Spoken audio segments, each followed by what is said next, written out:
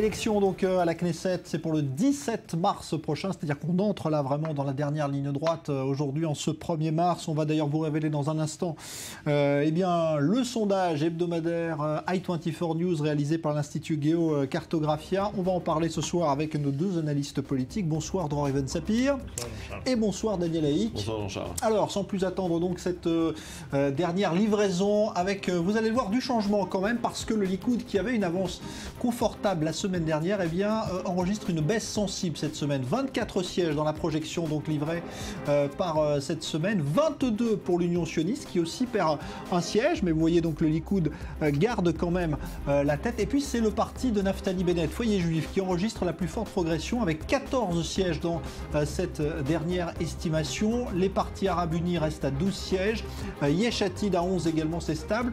Le parti de Kahlon, ancien du Likoud, reste à 9. On va voir ce que donnent eh bien, les autres partis, ceux qui pourraient d'ailleurs faire charnière en cas de coalition. Vous voyez que Meretz gagne également des sièges, le parti de gauche Meretz, alors que chez les partis orthodoxes comme Yachad ou Shas, on est plutôt stable. Et puis, eh bien, toujours très bas, le parti de Lieberman, Israël Beitenu, qui est à 5 sièges. Alors, on va parler de tout cela en détail. Il y aura une autre question à poser dans le sondage qu'on vous détaillera tout à l'heure. Mais tout d'abord, un premier commentaire, Dror Even Sapir.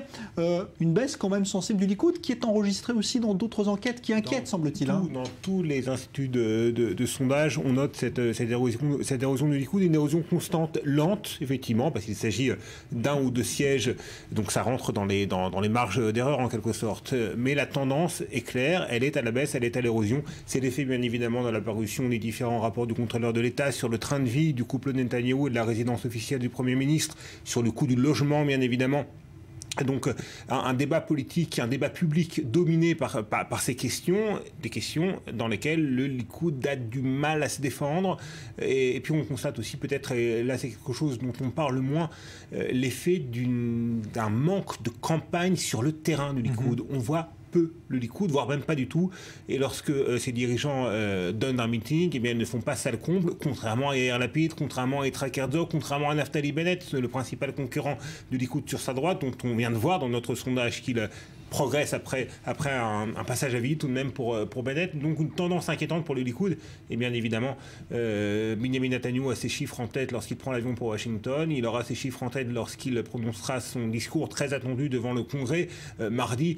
Bien évidemment, pour le Premier ministre israélien, l'objectif du numéro 1, c'est de tenter de freiner la progression vers un accord sur le nucléaire iranien entre l'Iran et les grandes puissances. Mais aussi, l'autre objectif, au moins aussi important dans l'esprit de Benjamin Netanyahou de ce discours devant le Congrès, eh bien, c'est de replacer le débat en Israël sur les questions diplomatiques, sécuritaires, sur la question du nucléaire iranien, un débat dans lequel Netanyahou et le Likoud sont beaucoup plus à l'aise et regagner des points dans l'opinion publique parce que la tendance est très inquiétante pour le Likoud. En interne au Likoud, on ne cache pas son inquiétude. Vous partagez l'inquiétude ou pas pour le Likoud? En tant que parti, le Likoud, effectivement, continue à perdre des points et c'est peut-être aussi le résultat, entre guillemets, de cette confrontation qui s'est produite la semaine dernière sur la seconde chaîne de télévision, au cours de laquelle on a vu les représentants de l'ensemble des formations politiques, sauf le Likoud et l'Union sioniste qui étaient absents, et certains ont affirmé que les absents ont toujours tort. Dans le cas précis, c'est possible que ce soit vrai, et qu'effectivement, l'absence de Benjamin Netanyahou d'un côté et d'Yitzhak Herzog, même si ce sont, on va dire, des super leaders, c'est-à-dire des potentiels premiers ministres, eh bien, ne leur permettait peut-être pas de faire jeu égal avec d'autres leaders de formation. C'est peut-être leur absence s'est avérée être un handicap peut-être pour la suite de la campagne. La preuve, c'est que par exemple, apparemment, Naftali Bennett a profité de cette confrontation, de ce débat pour se refaire une petite santé après avoir sombré au cours des dernières semaines dans les sondages. D'ailleurs que Bennett fasse. Il a, d'après de l'ensemble de l'avis de l'ensemble des observateurs, sa prestation était assez convaincante lors de cette confrontation, lors de ce débat. Et puis quelque part, Naftali Bennett, il faut le remarquer aussi, la baisse du Likoud lorsqu'elle est accompagnée d'une hausse de Naftali Bennett, finalement ne change pas radicalement. C'est un peu les vases communicants à ce niveau-là. Et ce que je voudrais dire, c'est que si sur le plan d'un parti, effectivement, on voit que les deux grandes formations baissent, on voit que quelque part au niveau des blocs, il y a une forme de stabilité et que le bloc parce qu'on parle aussi de confrontation de blocs, le bloc de ceux qui vont d'emblée revendiquer, recommander Binyamin Netanyahou comme potentiel Premier ministre auprès du président de l'État au lendemain des élections, eh bien on voit que le Likoud 24, Abayit Yehoudi, le foyer juif 14, le Yachad d'Eli Yishai 5, ça fait 43, tandis que de l'autre côté, le Parti travailliste, l'Union sioniste 22, Meretz 6 et Lapid probablement, hein, qui ira cette fois-ci plutôt à gauche, eh bien cela ne fait que 39. Donc au niveau des blocs, il y a un léger avantage pour le bloc de droite. Et si l'on élargit encore sur l'ensemble des formations, on ne voit pas, et on l'a vu à travers même ce débat, on a vu les écarts, le fait que par exemple le Meretz ne pourrait absolument pas siéger avec le parti d'Avigdor Lieberman, et que donc il y a des formations qui ne peuvent pas siéger ensemble, et que les orthodoxes ne siégeront pas avec Lapid. Eh bien on voit que finalement le bloc de centre-droite dirigé par Binyamin Netanyahou a apparemment plus de chances de former un gouvernement que le bloc de centre-gauche. Mais les écarts sont tellement faibles, et je veux terminer là-dessus, les écarts sont tellement faibles que je crois que l'on est en train de s'acheminer à travers l'affaiblissement des deux grands partis vers une option qui, même si elle n'est pas souhaitée pour l'instant par Binyamin Netanyahou, risque de lui être imposée, c'est l'option d'un gouvernement d'union nationale. C'est-à-dire que finalement, Binyamin Netanyahou risque, avec ce léger avantage de se voir confier la formation d'un gouvernement, mais avec une recommandation peut-être de la part du président de lui dire « forme avant tout un gouvernement d'union nationale » parce que c'est le seul gouvernement stable que tu auras. Sinon, tu auras un gouvernement, on va dire, de 62, 63, 64 députés qui tiendra le coup pendant 2 ans au maximum, et on aura encore des nouvelles élections. Celui qui veut une stabilité au niveau du gouvernement, au niveau de l'État aujourd'hui, doit prôner un gouvernement d'union nationale. Vous êtes d'accord ? Deux remarques. On parle beaucoup effectivement de l'éventualité d'un gouvernement d'union nationale. Elle pourrait peut-être s'imposer, peut-être que les urnes imposeront cette éventualité.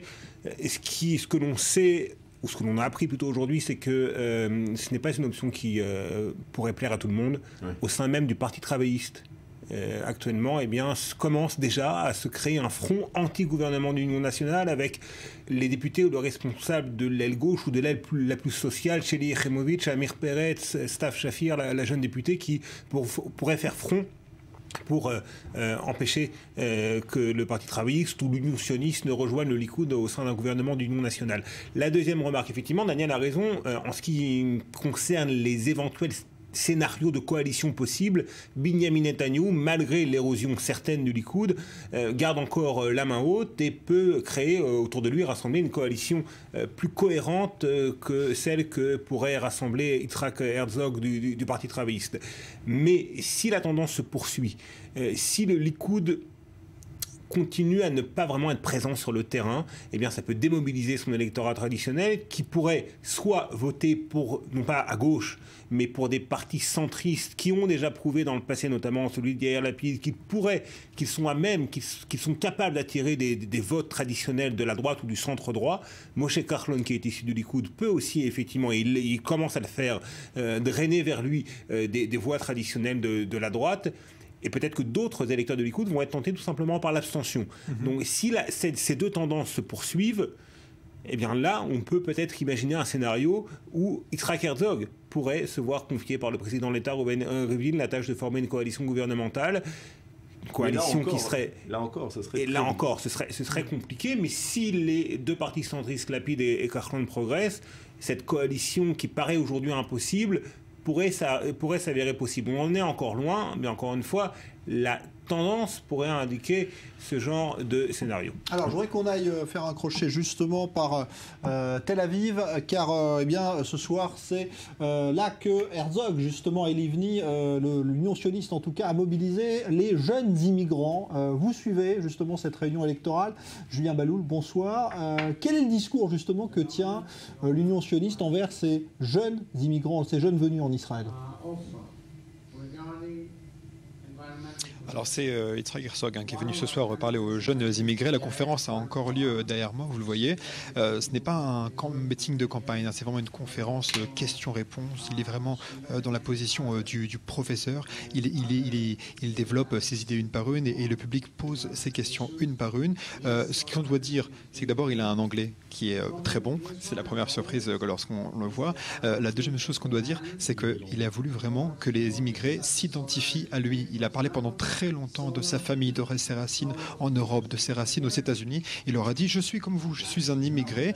Et ce qui est intéressant de voir, c'est que les jeunes qui ont des questions ici, en fait, ont des questions comme tous les Israéliens, qui concernent le conflit israélo-palestinien, qui concernent l'immobilier, qui concernent le coût de la vie, qui concernent le mariage, les transports en commun, mais peu de questions finalement relatives vraiment aux immigrés. Et peu de questions par rapport à ce qui est en train de se passer aux États-Unis sur Netanyahou. Est-ce que c'est présent ou pas?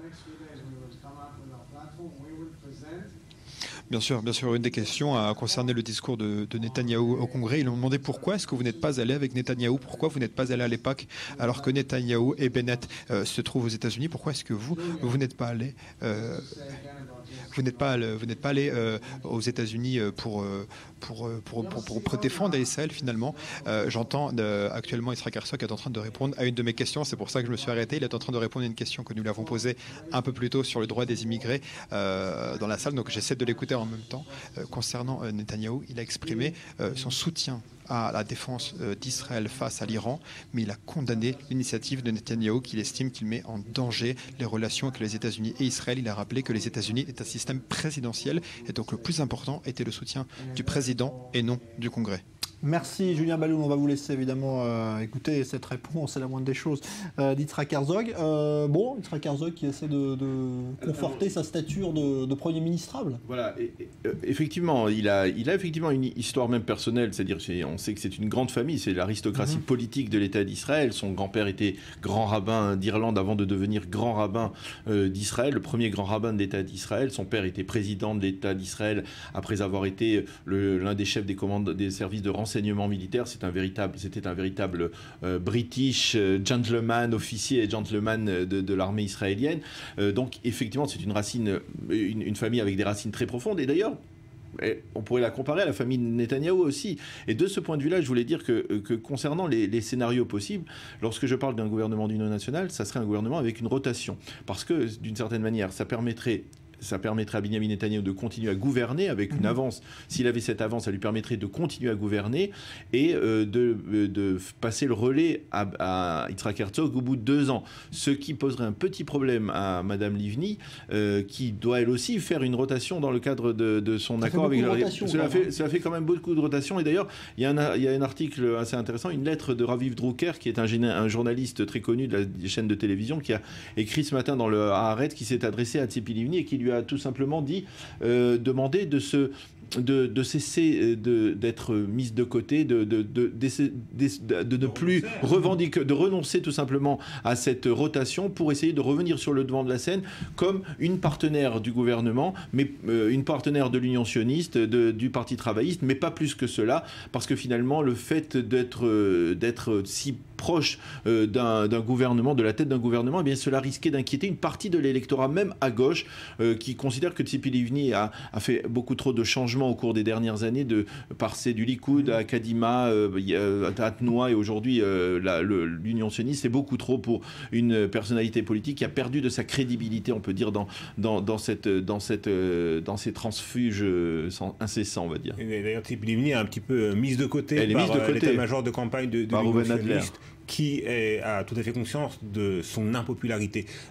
Un point qui est important, Benyamin Netanyahou a pris l'avion pour Washington aujourd'hui, et quelques heures plus tard, eh bien, on constate sur le boulevard Rothschild à Tel Aviv que des tentes sont érigées par de jeunes activistes sociaux, par un jeune homme de 40 ans qui vient de fêter ses 40 ans et qui proteste contre le fait qu'il ne peut pas se permettre, alors qu'il est père de famille, qu'il a un travail, que son épouse travaille également, mais qu'il ne peut pas se permettre de s'acheter un appartement, tout simplement. La question dont on a tant parlé la semaine dernière, à savoir celle du coût du logement. Eh bien, c'est pas un hasard. C'est pas un hasard que lorsque Benyamin Netanyahou tente de replacer le débat encore une fois sur les questions diplomatiques, un certain nombre d'activistes sociaux, dirigés par ce Shai Cohen, c'est son nom, établissent un nouveau village de tentes sur le boulevard Rothschild, à l'image de ce qui s'était fait il y a plus de 3 ans, il y a 3 ans et demi, à la grande révolte des tentes de 2011. Ce Shai Cohen, par hasard ou non, c'est un membre du Parti travailliste. Ouais. Alors, est-ce que tout cela est télécommandé et téléguidé par le Parti travailliste pour que, encore une fois, replacer,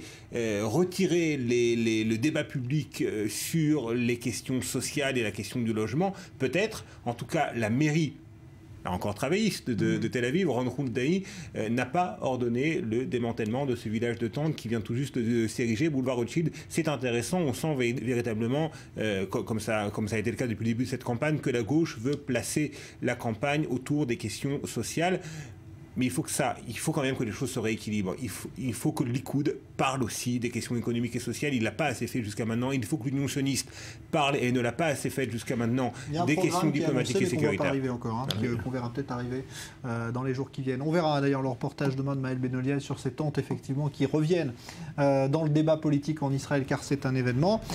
Et puis, bien sûr, on suit tout cela, le discours de Netanyahou aussi demain devant l'AIPAC, avant celui du Congrès. Tout cela, évidemment, à vivre sur i24 News. Merci Daniel Haïk, merci Dror Even Sapir, dans un instant invité pour parler justement de cohabitation entre religieux et laïcs en Israël et dans la campagne électorale. À tout de suite.